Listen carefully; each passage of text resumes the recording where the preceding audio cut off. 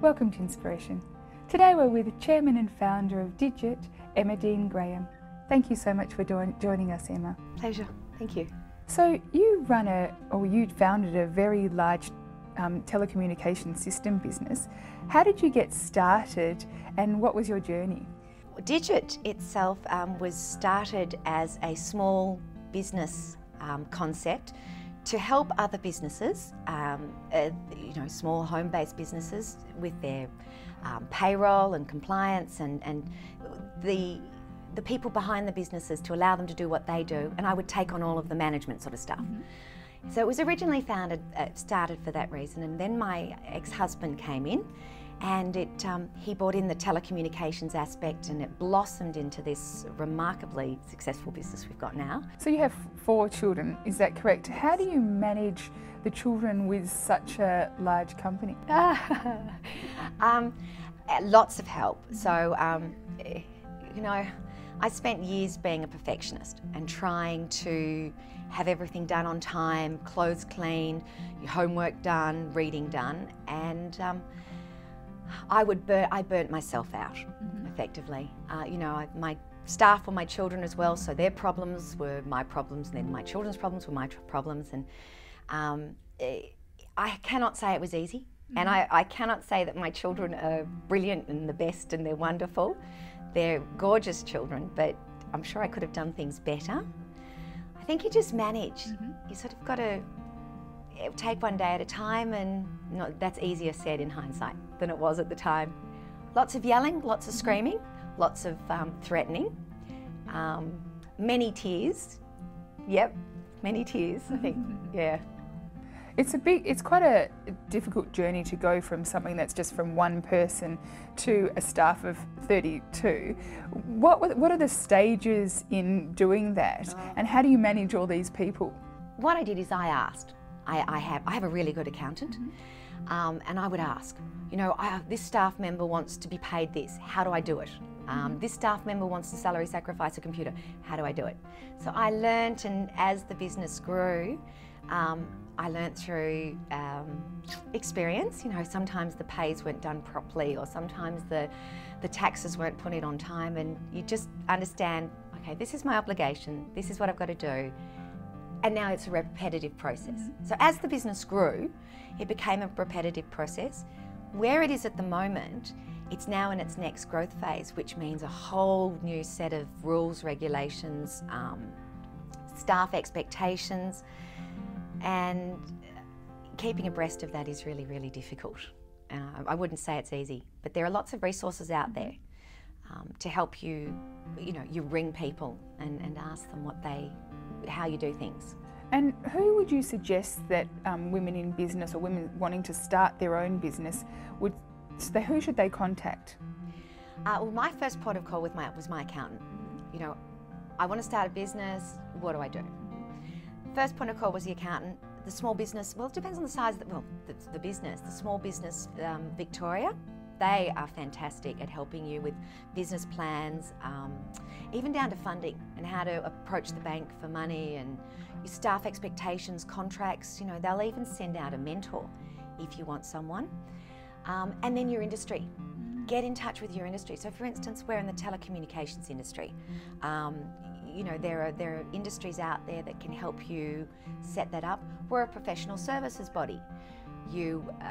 Either you get onto websites, or you ring another professional services body and ensure you're not a competitor, and just say, look, I want to do this, do you have any suggestions?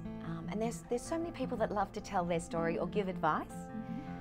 You don't have to take it. Remember, everybody's advice is their opinion. And I learned that one as well. You can't always take everybody's advice because it's contradictory in many cases. You've got to learn through experience and stuff it up every now and again. And what do you think that you've learnt most about being a businesswoman? From a professional point of view, I've learnt that I can do it. Okay, that's really important. Professionally, I can do this. I'm a very strong, independent woman who is well respected and can carry myself professionally. I learnt that it's hard, and I can't say I had issues with problems with people blocking or being difficult in my career or in the business. And I think my philosophy is you make the decisions. Sort of helped. Personally, what I've learned has been amazing. That I can juggle children, I can run a successful business, I can deal with challenging and non-challenging staff, I can deal with huge, cash flow issues and tax and difficult and disgruntled clients, and at the end of the day, they're just another bumps in the road. I just refer to them as what is going to get thrown at me today, and then the day seems to pass and the bumps seem to get small, and then you wait for the next morning. Yeah, absolutely. And it hasn't always been easy for you. You've had quite a lot of bumps in the road, and how did you deal with them personally and professionally? Personally, well, I have to say, many of my bumps, with the children, professional help. Yep. I'd seek counsellors or psychologists or psychiatrists wherever I really needed them.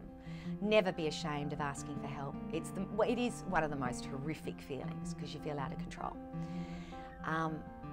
But it helps. It does help, and you do feel better afterwards. How did I get over a lot of the bumps? Getting up, realising that the kids can't fend for themselves. My children can't fend for themselves. I mean, actually they probably can now, and I should teach them to, but they couldn't. And so they relied on me, and they relied on me to be sane, strong, smile on my face, and effectively provide for them. So I wanted to be a good role model. I wanted my daughter to see that you can do anything you want to do. You want to open up a macaroon shop in France, like she's saying, you can do it. One of my eldest boy wanted to start a second-hand trading thing. I said, give me a business plan, I'll give you the money. What advice would you give to people wanting to find the right staff? I did very little of the hiring in this company. I had other people.